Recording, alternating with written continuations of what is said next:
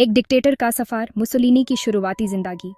Benito Mussolini, वो आदमी जिसको आगे जाकर इल दूचे द लीडर कहा गया, उनका जन्म 1883 में इटली के एक छोटे से गांव में हुआ था। मुसोलिनी का बचपन एक आम इटालियन गांव में गुजरा, जहां उन्होंने अपने परिवार और सामाजिक परिवेश से बहुत कुछ सीखा। उनके पिता एक लोहार सोशलिस्ट विचारों में बहुत विश्वास रखते थे, जिनको मुसोलिनी ने शुरू में अपनाया भी। उनके पिता का नाम अलेसांद्रो मुसोलिनी था, जो एक प्रभावित सोशलिस्ट और पॉलिटिकल एक्टिविस्ट थे। उन्होंने मुसोलिनी को सामाजिक न्याय और मजदूरों के अधिकारों के प्रति जागरूक बनाया। मुसोलिनी की शुरुआती जिंदगी में बगावत और पावर की इच्छा साफ दिखती थी। छोटे से मुसोलिनी में एक अलग ही जुनून और उत्साह था, जो उन्हें दूसरे बच्चों से अलग बनाता था। उन्होंने अपने स्कूल के दिनों में भी अपने विचारों को प्रकट करने से कभी नहीं कतराया। उन्होंने टीचर और जर्नलिस्ट के रूप में काम किया, अपने शब्दों का इस्तेमाल सोशलिस्ट प्रचार के लिए किया। मुसोलिनी ने अपने लेखन और भाषण के माध्यम से लोगों को प्रभावित किया और अपने विचारों को प्रचार किया। उन्होंने अपने अखबार ला लोट्टा दी क्लासे के माध्यम से सोशलिस्ट विचारों को प्रचार किया, लेकिन उनके सोशलिस्ट विचार जल्दी ही एक तेज नेशनलिस्ट भावना में बदल गए, जिससे उनका वो रूप सामने आया जिससे वो आगे जाकर इताली की किस्मत बदलने वाले डिक्टेटर बने। मुसोलिनी ने अपने विचारों में बदलाव किया और एक नई पॉलिटिकल आइडियोलॉजी को अपनाया, जो उन्हें आगे चलकर एक प्रभावित नेता बनाने में मदद की। मुसोलिनी के शुरुआती अनुभव, खासकर गरीबी और सामाजिक असंतोष, ने उनके विचारों को बहुत प्रभावित किया। उन्होंने अपने आसपास के लोगों की दुख भरी जिंदगी को देखा और समझा कि सामाजिक परिवर्तन की कितनी जरूरत है। उन्होंने खुद अपनी आंखों से मजदूर वर्ग के संघर्षों और पुराने पॉलिटिकल सिस्टम्स की कमजोरियों को देखा। मुसोलिनी ने देखा कि कैसे मजदूर अपने अधिकारों के लिए लड़ रहे थे और कैसे पुराने पॉलिटिकल सिस्टम्स उनकी समस्याओं को हल करने में असफल हो रहे थे। इन अनुभवों ने उनकी महत्वाकांक्षा और बदलाव की चाहत को और बढ़ाया, जिसे उन्होंने नेशनल रिजुविनेशन के लिए फैशिज्म को अपनाया। मुसोलिनी ने सोचा कि एक मजबूत नेता और एक नई पॉलिटिकल आइडियोलॉजी ही इटली को एक नई दिशा दे सकती है। एक युवा के रूप में Mussolini German philosopher Friedrich Nietzsche की रचनाओं की तरफ आकर्षित हुए, जिन्होंने सुपरमैन के विचार का समर्थन किया। एक ऐसा व्यक्ति जो साधारण नैतिकता से पारे है और अपनी इच्छा शक्ति से नेतृत्व करता है। नीत्शे के विचार मुसोलिनी के लिए एक प्रेरणा का स्रोत बन गए।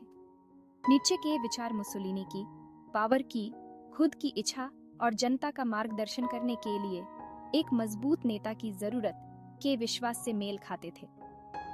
मुसोलिनी ने नीत्शे के विचारों को अपने जीवन और पॉलिटिकल आइडियोलॉजी में अपनाया। ये बौद्धिक नींव 20वीं सदी के शुरुआती इटली में उनके अनुभवों के साथ मिलकर मुसोलिनी की पॉलिटिकल आइडियोलॉजी और एक नए इटालियन साम्राज्य के लिए उनके विजन को आकार देती है। मुसोलिनी ने अपने जीवन के अनुभव और अपने विचारों को मिलाकर एक नई इटली का सपना देखा, जिसे उन्होंने अपने नेतृत्व में साकार करने की कोशिश की। फैशिज्म का उदय, सोशलिज्म से नेशनलिज्म तक। 20वीं सदी की शुरुआत यूरोप में बहुत उथल-पुथल का समय था। यह एक ऐसा दौर था जब राजनीतिक और सामाजिक परिदृश्य तेजी से बदल रहे थे। प्रथम विश्व युद्ध ने महाद्वीप पर गहरे घाव छोड़े थे, भौतिक और मानसिक रूप से दोनों। युद्ध के बाद की तबाही ने लोगों के जीवन को बुरी तरह प्रभावित किया। इटली जीतने वाले पक्ष में होने के बावजूद युद्ध से मोहभंग और हताशा की भावना के साथ उभरा। सैनिक घर लौटे, लेकिन उन्हें एक बदला हुआ देश मिला। युद्ध ने मौजूदा सामाजिक और आर्थिक समस्याओं को और बढ़ा दिया था, जिससे देश अतिवादी समाधानों के लिए तैयार हो गया। गरीबी, बेरोजगारी और असंतोष ने जनता को निराश कर दिया था। यह अनिश्चितता और असंतोष का माहौल था जिसमें मुसोलिनी के फांसीवाद ने जड़ें जमाईं। मुसोलिनी ने इस असंतोष को अपने पक्ष में मोड़ने का अवसर देखा। शुरुआत में एक समाजवादी, मुसोलिनी ने युद्ध के दौरान एक नाटकीय वैचारिक बदलाव किया। उन्होंने महसूस किया कि समाजवाद अब उनके उद्देश्यों को पूरा नहीं कर सकता। उन्हें विश्वास हो गया कि समाजवाद राष्ट्र की जरूरतों को पूरा करने में विफल रहा है और इटली को उसके पुराने गौरव को बहाल करने के लिए एक नए, अधिक आक्रामक राष्ट्रवाद की आवश्यकता है। यह नया दृष्टिकोण अधिक आक्रामक और राष्ट्रवादी था। मुसोलिनी के फांसीवाद के विजन ने पारंपरिक रूढ़िवाद और साम्यवाद जैसी वामपंथी विचारधाराओं दोनों को खारिज कर दिया। उन्होंने एक नई विचारधारा का प्रचार किया जो इन दोनों से अलग थी। इसके बजाय इसने एक केंद्रीकृत सत्तावादी राज्य को अपनाया, जिसका नेतृत्व एक करिश्माई तानाशाह, एक शक्तिशाली सेना और बाकी सब चीजों से ऊपर राष्ट्र का महिमा मंडन करता था।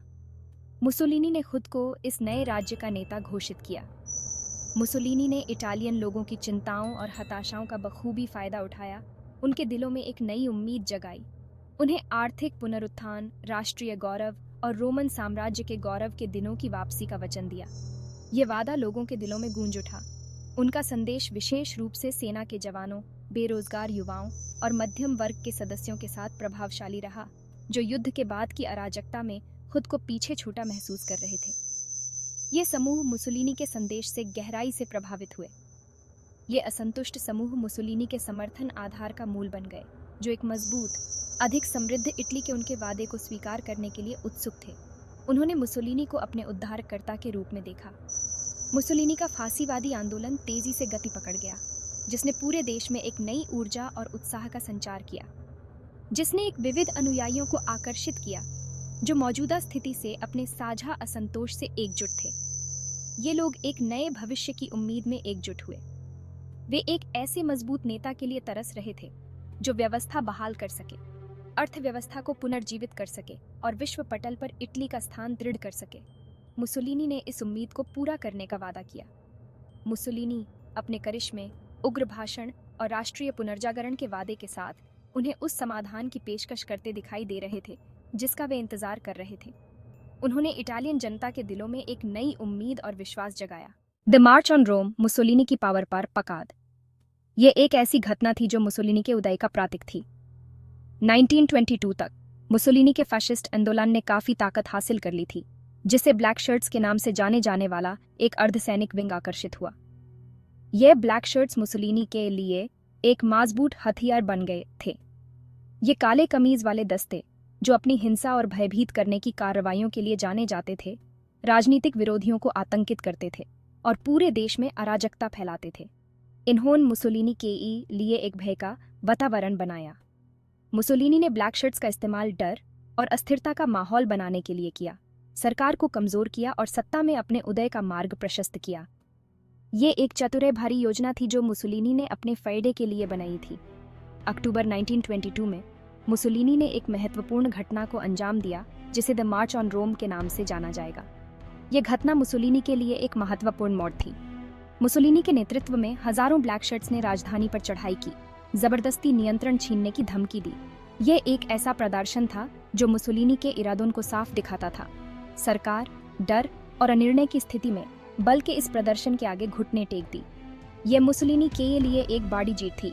द मार्च ऑन रोम एक रक्तहीन तख्ता पलट था, जिसने इटालियन इतिहास में एक मोड़ ला दिया, जिससे 2 दशकों के फांसीवादी शासन की शुरुआत हुई। यह मुसोलिनी के लिए एक नया दौर था। मुसोलिनी की तरक्की का विरोध करने के बजाय राजा विक्टर एमानुएल तेथा ने गृह युद्ध के डर से मुसोलिनी को प्रधानमंत्री नियुक्त करने का भाग्यवादी निर्णय लिया। यह फैसला मुसोलिनी के लिए एक वरदान साबित हुआ। यह निर्णय, जो डर और व्यवस्था बहाल करने के लिए एक हताश प्रयास के कारण लिया गया था, ने प्रभावी रूप से सत्ता की बागडोर एक तानाशाह को सौंप दी, जो इटालियन राजशाही के अंत की शुरुआत थी। यह मुसोलिनी के लिए एक नया अध्याय था। इस कार्रवाई के साथ सत्ता में मुसोलिनी का उदय पूरा हो गया, जिससे वह एक मामूली राजनीतिक उत्तेजक से इटली के निर्विवाद नेता बन गए। ये मुसोलिनी के लिए एक बड़ी जीत थी। The march on Rome Mussolini की रणनीतिक चतुराई और राजनीतिक हथियार के रूप में बल और भयभीत करने की कार्रवाइयों के उपयोग की उनकी समझ का प्रमाण था। ये मुसोलिनी के लिए एक महत्वपूर्ण कदम था। उन्होंने इटालियन राज्य की कमजोरियों और अपने लोगों की चिंताओं का सफलतापूर्वक फायदा उठाया। अपने अंतिम लक्ष्य पूर्ण सत्ता को प्राप्त करने के लिए राजनीतिक व्यवस्था में हेरफेर किया। ये मुसोलिनी के लिए एक बड़ी जीत थी। इस जीत के साथ मुसोलिनी ने इटली को अपनी छवि में फिर से ढालने, राष्ट्र को एक सर्वाधिकारवादी राज्य में बदलने और आक्रामक विस्तारवाद के रास्ते पर चलने के मिशन की शुरुआत की, जिसके विनाशकारी परिणाम होंगे। ये मुसोलिनी के लिए एक नया दौर था जो इटली के लिए विनाशकारी साबित हुआ।